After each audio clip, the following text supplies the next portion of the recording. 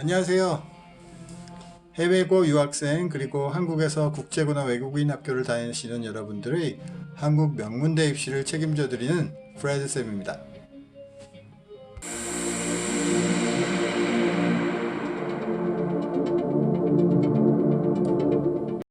네, 안녕하세요. 오늘은 고려대학교 2022학년도 재외국민 특별전형에 관련해서 한번 살펴봐 드리겠습니다. 2022학년도 전기 재외국민 특별전형, 그러니까 전 교육과정 해외 이수자 전형 12년 특례, 그리고 중고교과정 해외 이수자 전형 3년 특례 모두 포함해서 살펴봐 드리도록 하겠습니다.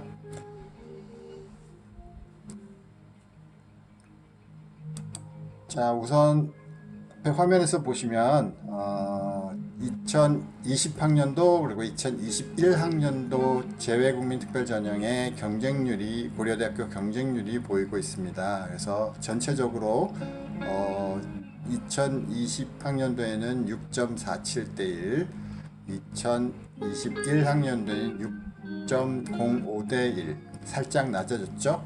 앞서 그 연세대학교 영상을 보신 분들은 아시겠지만 경쟁률이 살짝 낮아진 데는 이유가 있습니다. 뭐라고요?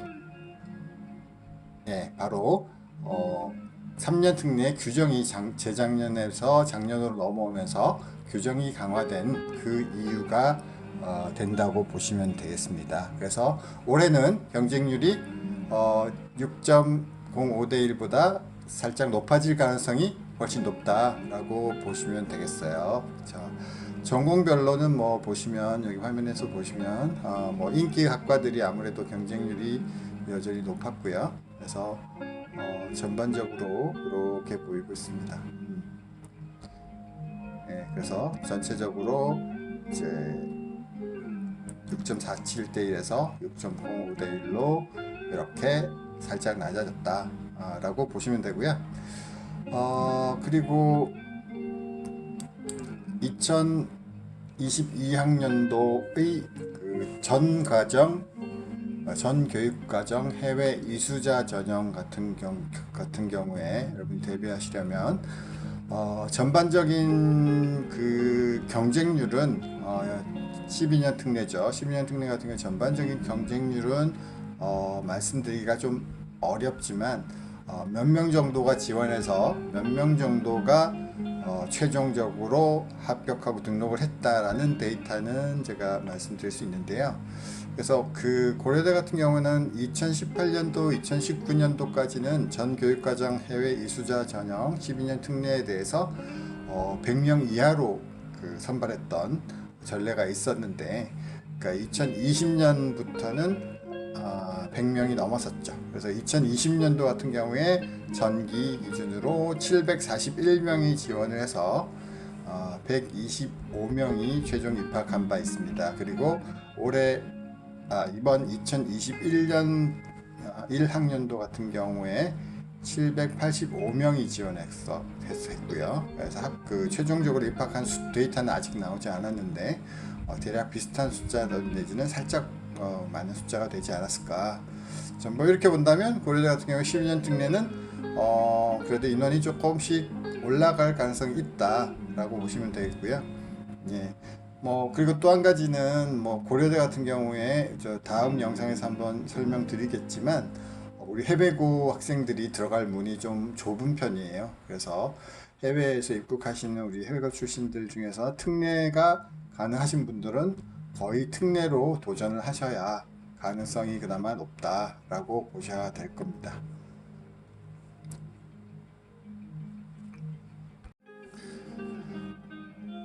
네, 3년 특례, 12년 특례 그 경쟁률 살펴봐 드렸고요. 그래서 3년 특례는 경쟁률이 한 6대 1에서 6대 1, 6.4대 1 정도 되었었다라는 거 보여드렸고요.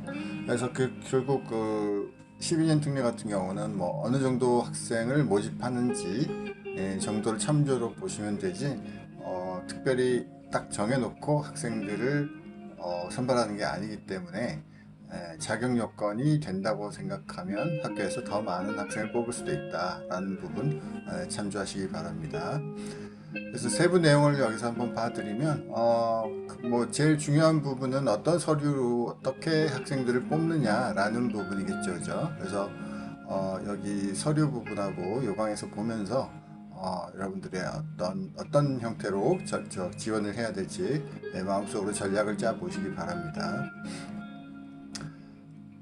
뭐 대부분의 그 고려대학교의 전공 그 과들로 다 입학이 가능하고요. 그래서 아시다시피 제가 경쟁률 말씀드렸다시피 3년 특례 같은 경우에 2% 내에서 정원이 정해져 있고요. 12년 특례 같은 경우에는 정해져 있지 않다. 다만 작년 재작년 선례를 보면 한 100여 명을 뽑고 있다. 그래서 올해도 비슷한 형태로 모집할 가능성이 높다라고 참조하시면 되겠습니다.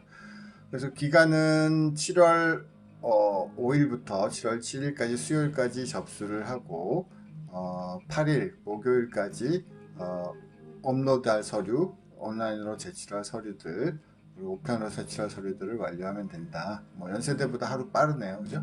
연세대 같은 경우는 7월 9일 금요일까지였는데 이 부분 주의하시고요.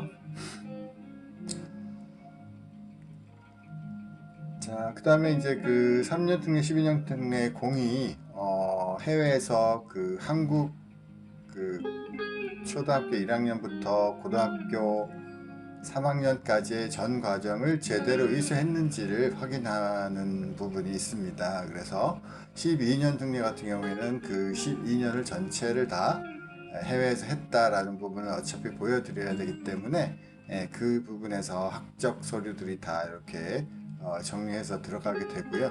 그리고 중고교 과정 그 해외 이수자 3년 특례 같은 경우도 물론 보는 과정은 그 해외 이수 그 학년만 보게 되지만 근본적으로 전체 학년, 그러니까 한국에서 해외를 왔다 갔다 하면서 그 12년의 과정을 정상적으로 마쳤느냐 하는 걸 보기 때문에 그런 부분에서 이 내용들이 있는 겁니다. 그래서 한국의 12년 전 그 초등학교 1학년부터 고등학교 3학년까지 전 학년을 해외에서 유사하게 거의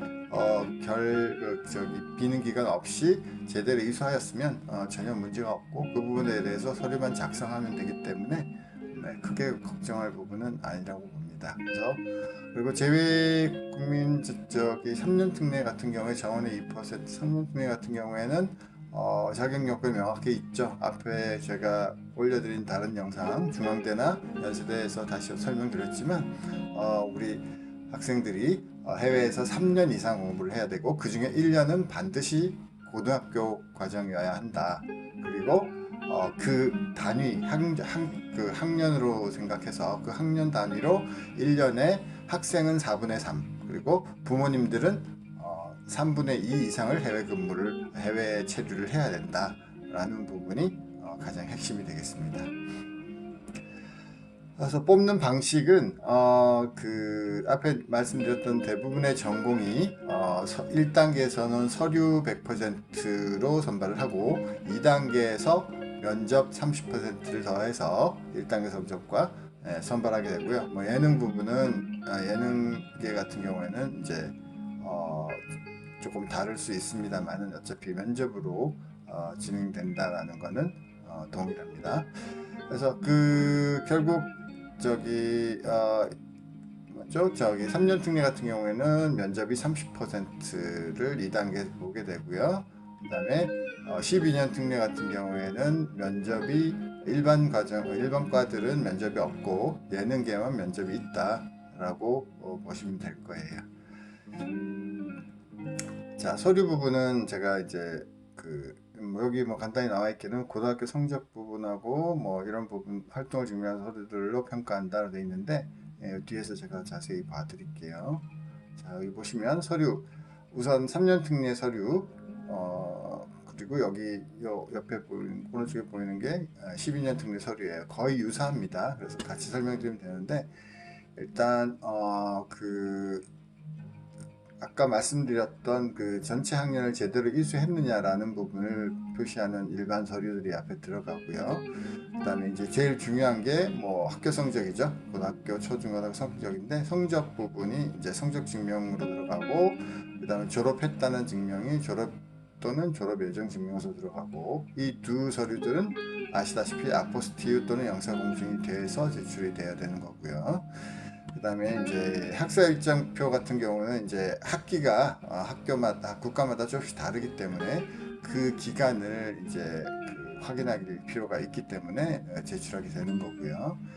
그 다음에 여기 보시는 활동 증빙 서류 부분, 이 부분이 뭐 가장 핵심이죠. 그러니까 결국은 이 성적 부분하고 이 활동 부분, 그 활동 기록표 부분이 핵심인데, 이 활동 기록표 기록 부분 안에 이제 그 표준화 성적, SAT, ACT, AP 성적과 공인 영어, 공인 어학 성적 등이 다 포함돼서 들어가게 돼요. 고려대 같은 경우는. 그래서 그 서류들이, 그러니까 성적 서류, 활동 서류 안에 표준화 성적 서류, 공인 성적 서류, 그리고 상 받으신 부분들, 그리고 봉사활동, 그리고 동아리 활동, 그리고 공부와 관련된 아카데믹한 활동들, 이런 것들을 보고 평가를 하게 되죠. 물론 예능계 같은 경우는 이렇게 포트폴리오가 또 들어갈 수 있고, 일반 과들은 해당이 없습니다. 스쿨 프로파일 같은 경우는 그 본인이 졸업한 해외 고등학교가 어떤 커리큘럼을 채택하고 있고 어떤 정도의 학교인지를 잘 이제 설명해 드릴 필요가 있어요. 그래서 본인 학교가 굉장히 우수한 학교인데 그런 부분을 뭐 우수한 학교고 학생들의 성적이 좋아서 내 성적이 뭐 이 정도면 다른 학생들의 다른 학교 1등 하는 애보다 내가 더 나은 거다, 뭐 이런 식의 그 표현도 간접적으로 할 수 있는 거죠. 그래서 학교에 대한 부분을 설명하는 게 스쿨 프로파일이고요. 그 이외에 일반 서류들은 다 뭐 여러분들 부모님하고 같이 준비해서 제출을 하면 되는 거기 때문에 크게 중요한 부분은 아닙니다. 빠지지 않게 서류만 내면 되고요. 그리고 3년 특례 같은 경우는 우리 해외에서 그 부모님하고 같이 체류했다라는 부분에 대한 것들 검증을 해야 되는데, 그래서 부모님이 해외에 체류한 이유에 대한 부분을 여기 이제 부모님이 재직을 하셨으면 재직 증명서가 꼭 필요한 거, 경력 증명서 필요한 거고요. 부모님이 해외에서 사업을 하셨으면 그 사업에 대한 증명이 필요하고, 거기에 대한 이제 세금 증빙이 들어가면 완결이 된다라고 보시면 돼요. 뭐 이 부분은 학생분들이 좀 어려우면 부모님들한테 말씀드려서 준비하도록 하면 됩니다. 그래서 그 12년 특례도 이제 3년 특례에 준한 서류들이고요. 뭐 살짝 다른 부분은 있는데 뭐 거의 대부분 중요합니다. 그래서 결국은 성적과 활동 부분, 그 활동 안에 있는 표준화 성적, 공인 성적, 그리고 여러 가지 활동에 대한 내역들, 뭐 상 받은 포상 내역들, 뭐 이런 것들로 학생들을 평가하게 됩니다. 고려대는 아시다시피 자소서가 없죠. 자소서가 없기 때문에 서류 안에 최대한 잘 담아내셔야 됩니다. 자, 뭐 여기 나와 있는 서류에 대한 주의사항들은 뭐 크게 이렇게 자세히 읽어보고 여러분들이 주의할 부분만 찾으시면 되고요.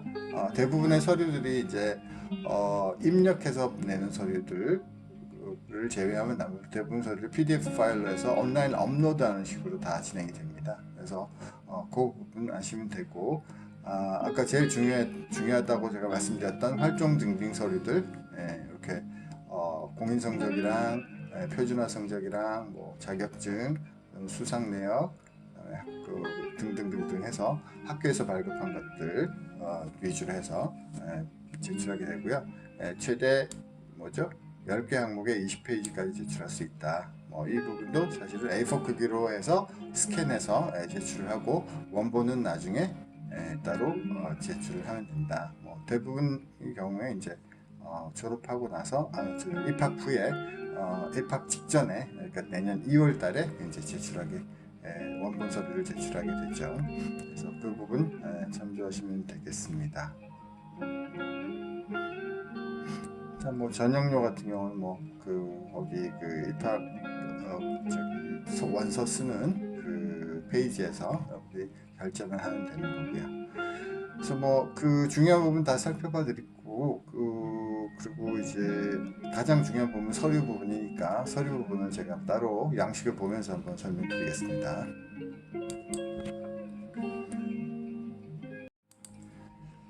네, 그래서 서류 양식 같은 경우에는 고려대학교에서 제공한 양식에 기재하는 서류들이죠. 그래서 국외학교 조사표 같은 경우 학교에 대한 디테일, 초등학교부터 고등학교까지 본인이 다녔던 학교에 대한 디테일 기록하면 되고요. 종합기록표에는 이제 12년 전체를 해외에서 제대로 이수했는지 아니면 한국과 이제 겹쳐서 이제 3년팀 같은 경우는 제대로 이수했는지 그 부분을 이렇게 기록하게 되어 있습니다. 이 부분은 뭐 사실대로 꼼꼼히 기록만 하면 되고요. 가장 중요한 부분이 이제 아까 여러 번 강조해 드렸듯이 활동 증빙 서류 이거죠. 그래서 활동 증빙 서류 목록표를 우선 작성을 하고 그 목록에 들어있는 서류들을 그 증빙 서류 뒤에 첨부를 해서 스캔해서 제출하는 뭐 이런 형태가 되게 되어 있습니다. 그래서 결국 뭐죠? 10개 항목을 제출할 수 있고 그 안에는 공인 어학 성적, 표준화 학력 자료, 그 다음에 기타 다른 수상 기록, 그 다음에 활동 서류들이 다 포함해서 10개를 제출할 수 있고 페이지로는 20페이지까지 제출할 수 있다 라고 보시면 되겠습니다. 자, 오늘은 고려대학교 3년 특례 12년 특례 재외국민 특별전형 2022학년도 7월에 진행될 전형에 대해서 전반적인 분석과 설명을 해드렸습니다. 감사합니다.